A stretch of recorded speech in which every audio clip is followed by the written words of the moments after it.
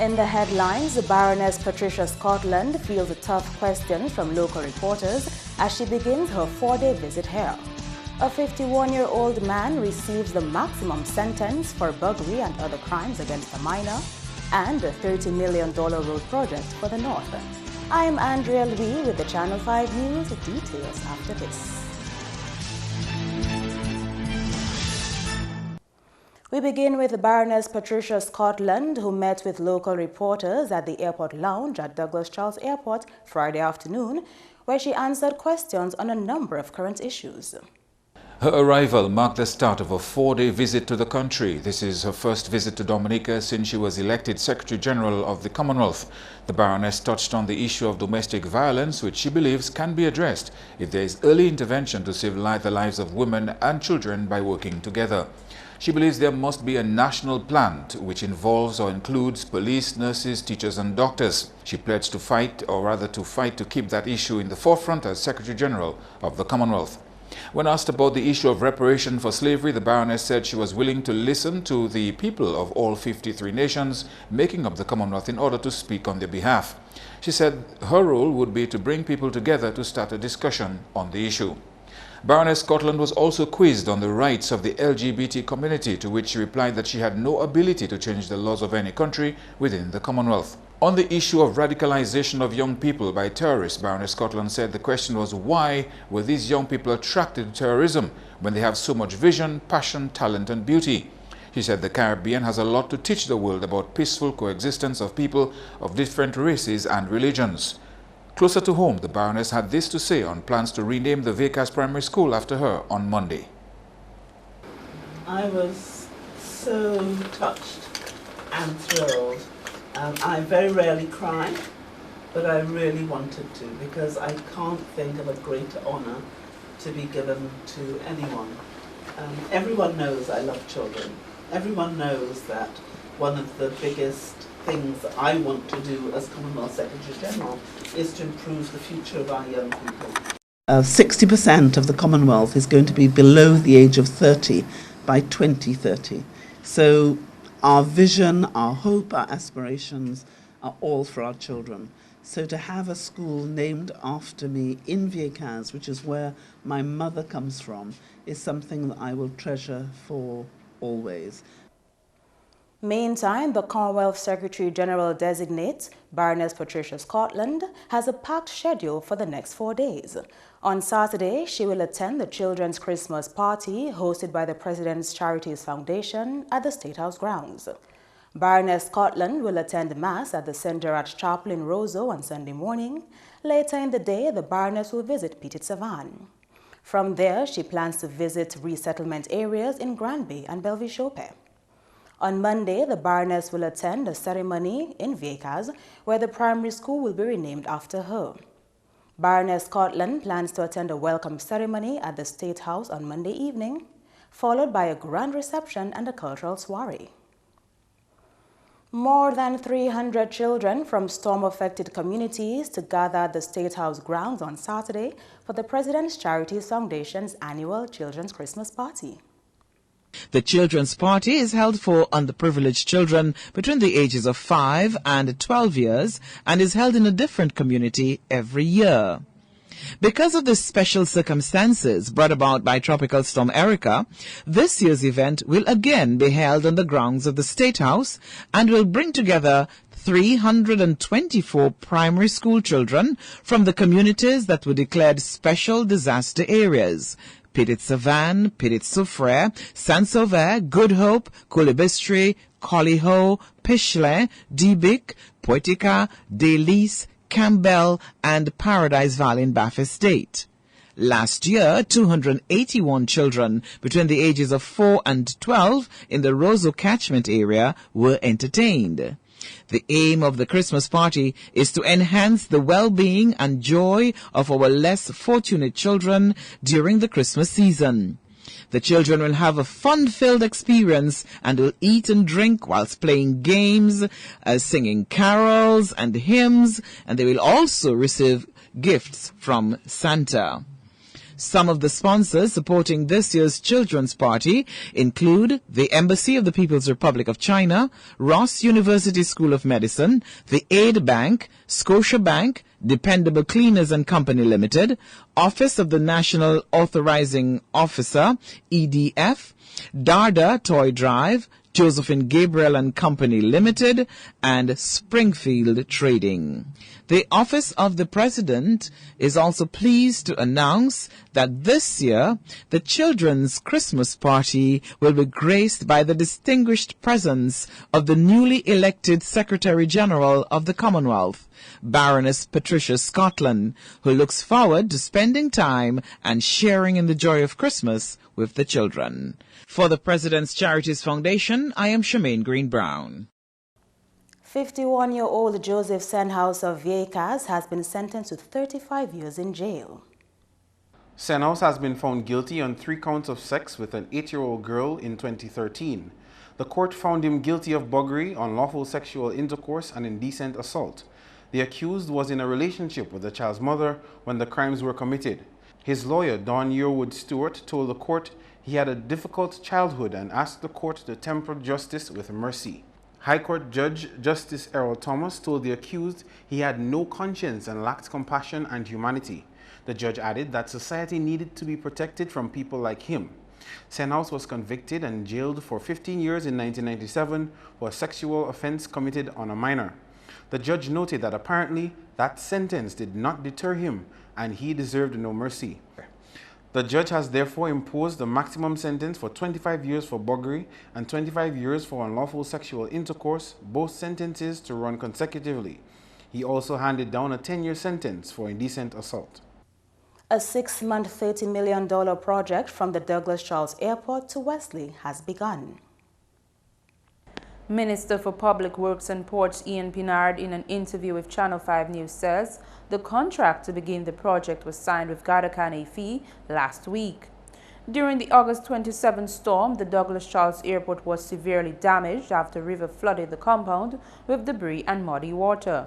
This resulted in the entire airport being rendered useless to staff and aircrafts. But in terms of repairs to the apron, repairs to the taxiways, repairs to the road from Marigot to Wesley that has been badly damaged, so that will be done under the contract. And the dredging of the rivers and also some river defenses and also drainage at the airport, which is very, very critical.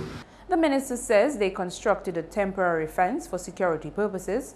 However, work on a new fence will begin next week. We have got all the fencing material from Trinidad. The government of Trinidad gave us all the fencing material, including cement.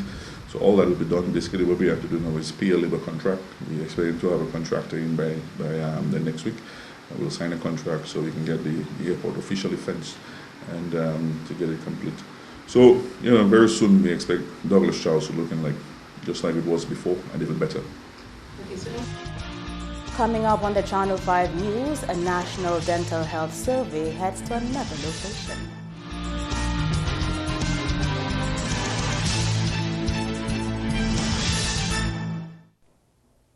Welcome back. One young Dominican woman has been recognized on the international scene for her work towards reducing domestic violence. Tina Alfreda Bath Estate currently works at the Dominica National Council of Women and assists at Lifeline Ministries. Alfred was earlier this week announced as Dominica's winner of the Queen's Young Leaders Award. It was a process of nomination and I was nominated by Lifeline Ministry, the director, Tina Alexander. I am the coordinator of the Victim Support Group, coordinated by Lifeline Ministries, and we work with adults and teens who have been victims of gender-based violence. It's a wonderful experience to me, and getting to meet people and assisting, motivating them and mentoring them. Well, I feel honored and elated to be the recipient of Her Majesty the Queen's Young Leaders Award. I thank God for his continuous blessings he has bestowed upon me. The Queen's Young Leaders Award recognizes young people ages 18 to 29 within the Commonwealth who take the lead in transforming the lives of others and making a lasting difference in their own communities. Alfred is expected to travel to London in June next year to receive the award. The recipients of the award will receive a unique package of mentoring and leadership skill training, and this will be done online with the University of Cambridge, and the course is named Leading Change. Well, I will continue to gain the skills and knowledge that I will be learning from the courses and try to encourage people to network more and to use other motivational skills to work with people. I was selected to take part in a course at UWI where I did gender and development studies, and I learned and I was familiarized with a lot of gender issues, and I think it's important and we should continue to educate the public about gender and violence. Alfred is among 60 young people from across the Commonwealth who are being recognized for their outstanding leadership. In June this year, the award was received by Kelleen George, founder of the Sickle Cell Cares Foundation. One business owner has been robbed $17,000 worth of merchandise this week. In the wee hours of Wednesday morning, Melvina's bar in Point Michelle was broken into and the sound system stolen. My whole sound system was gone, 9-piece and 2 bass with amplifier in it. What I feel is that the person who came there was monitoring the system, because it wasn't an easy system to disconnect from how it was. You had to have a special screwdriver to do that. The person actually take their time and disconnect the 9-piece set and carry it go one by one. They never cut it. And they carry it go one by one, and then they take the speaker. But the person had a ride. The person that did it had a van, and they take it. When I have cameras, they cover in the cameras. I have cameras. When they're coming in, they cover the camera. We have burglar bars, because you remember here is an isolated place, and I don't want to put nobody there for them to knock on the person or kill the person, because somebody can kill you there and nobody don't know.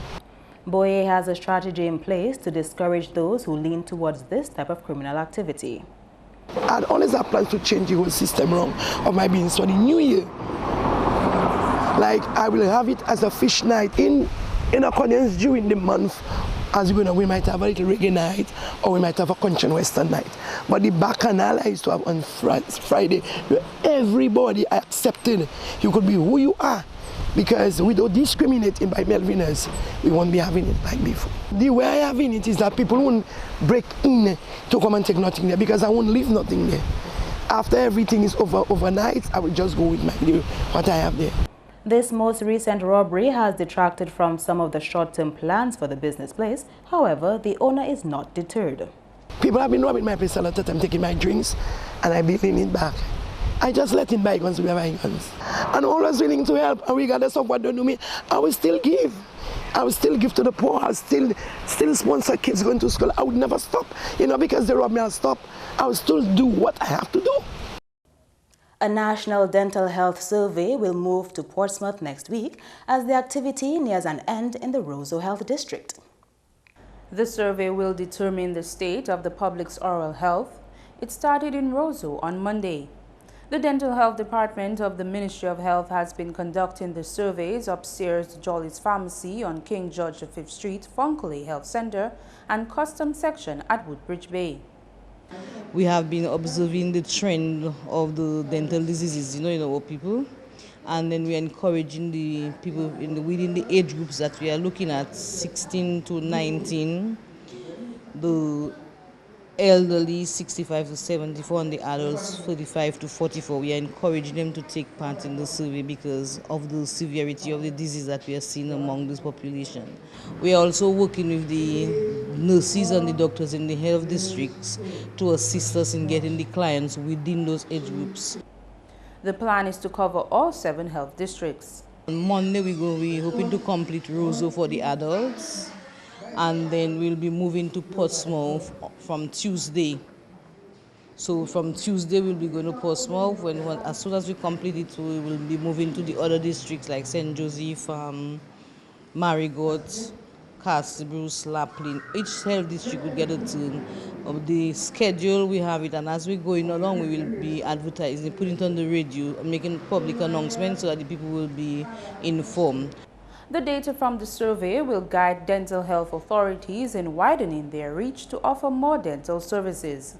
We remember we had the PAHO consultant who was doing the training with us last week.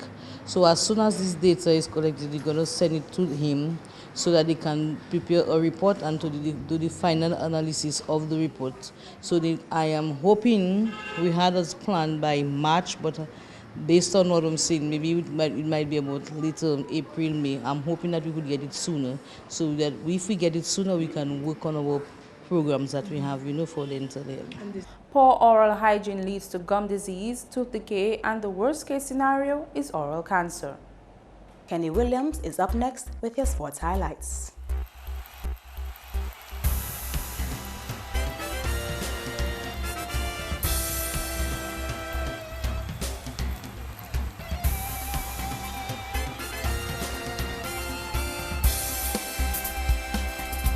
Hello everyone, and thanks for joining us. First up in sports, yet another miserable day for the West Indies when Australia had the visitors under their heels on Thursday. Australia declared on 583 for 4 wickets, with Adam Vogts and Sean Marsh recording the 4th highest test partnership of 449 runs. The dynamic duo dominated the West Indies bowling attack, with Vogts not out on 269 and Marsh 182. The Windies struggled against the host team, but Jomel Warrican picked up one more wicket for his team later that day.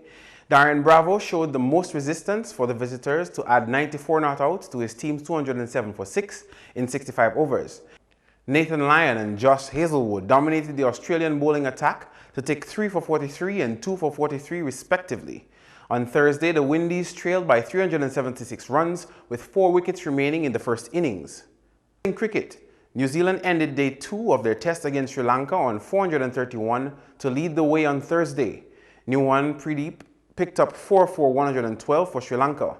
The visitors scored 197 for 4, but that wasn't enough to beat the home team. Sri Lanka trailed by 234 runs with 6 wickets on Thursday. Meantime, in Division 1 football, 16 goals in 2 matches were the results coming out of the DFA Division 1 League on Thursday. Exodus Young Boys hammered Starin and Son St. Joseph 9-0 at Dublin Playing Field. Lamar Phillip registered a hat-trick for Exodus, with Kish Toussaint scoring 2, with the remaining coming from Ashwin Hill, Brandel Marie, Kevin Christmas, and Ishmael Francis. Meantime, at the Poirier Playing Field, it was Britt Casimir who found the back of the nets 4 times to pilot Petro Caribbean Point Michelle to a 6-1 victory over Daspa Porters in the first match. Judah Xavier and Kerryon Lewis also converted for Point Michelle. In the second match of the night, Canefield Football Club walked away with full points without breaking even a sweat as Gully Dream Team decided to forfeit the match. Still in football, the UEFA president, Michel Platini, has failed in his proposal to have his 90-day provisional ban from football withdrawn.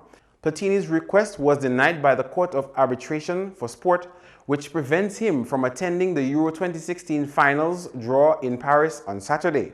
The 60-year-old, who was suspended in October while corruption claims are investigated, denies any wrongdoing.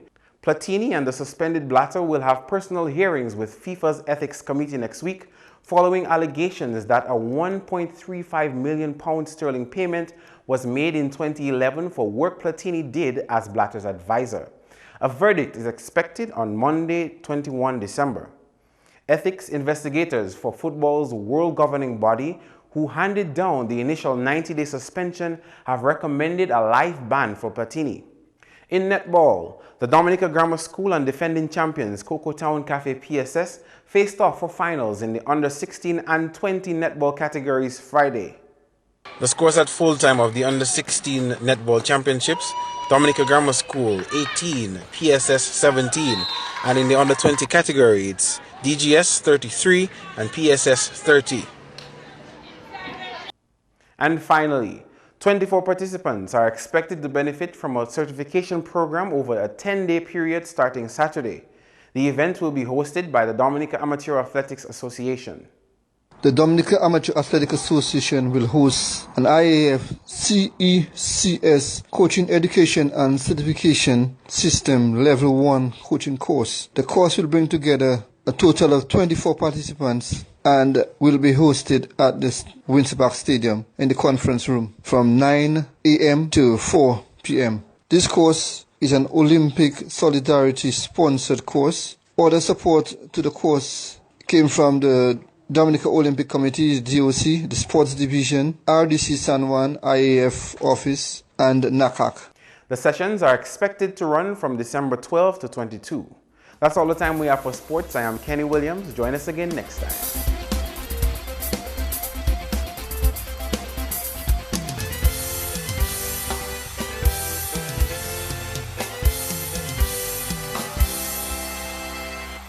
Your weather report is next. Good evening. Welcome to tonight's weather broadcast. Earlier, infrared satellite imagery showed just a few low-level clouds traversing the islands of the Eastern Caribbean today, while Dominica reported generally fair skies today. Radar imagery indicated limited shower activity across the island today. Tonight's weather is expected to be fair to partly cloudy with a few scattered showers, and similar conditions can be expected into tomorrow. Sea conditions are expected to be moderate in open water with waves peaking near 7 feet. For the next 3 days, expect occasional cloudy skies and scattered showers across the island. For the remainder of the Caribbean tomorrow, fair to partly cloudy skies with a few scattered showers can be expected throughout. For the international cities forecast, partly cloudy skies in New York and Miami, some rain expected in London, and clear skies in Caracas and Beijing. The sun will rise tomorrow at 6:22 a.m. and set at 5:46 p.m. For additional information, feel free to contact us at weather.gov.dm or call the weather hotline at 447-5555. Thank you for viewing and have a good weekend.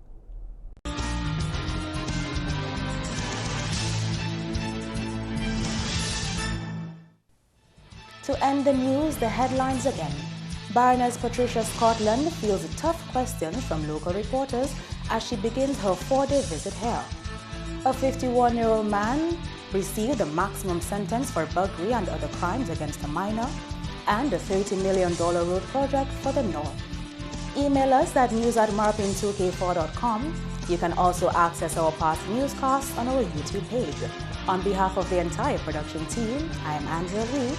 Thank you for watching. Have a great weekend.